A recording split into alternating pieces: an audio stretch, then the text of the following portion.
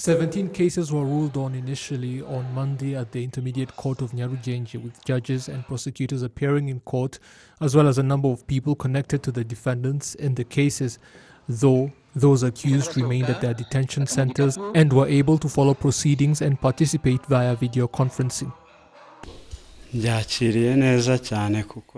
I am happy because I had waited to get justice for some time now, and so I thank God for this, because I did not know how I would get a ruling and had resorted to just pray to God. I thank the government for thinking of people like us that were in detention, which shows that it needs us too.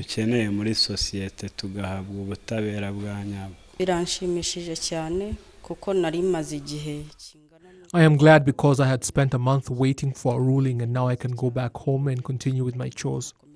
This is a good way to do things, and I hope it continues to be used so that others in detention can get justice, and it shows that our leaders, with Paul Kagame at the head, think of us. I thank them.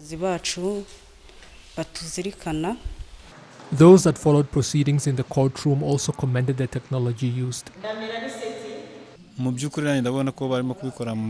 This technology is good because people who are in detention will now get their time in court, and if they are innocent, they get to go home and remain in prison if they are found guilty, but at least they know why they are getting locked up.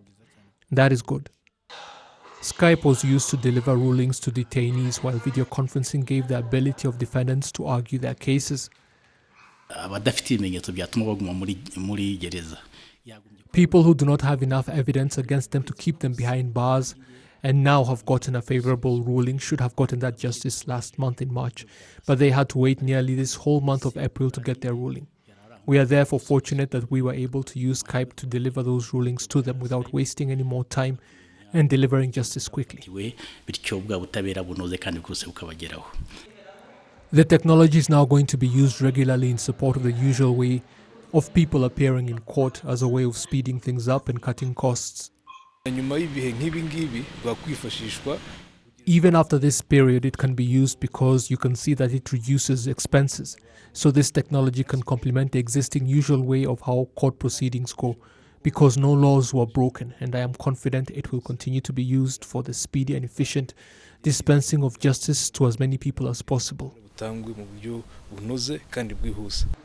On Wednesday, the technology is to be used in Rusizi district of the Western Province, where 15 cases are to be heard via Skype, and more than 50 cases have already taken their course via video conferencing across the country.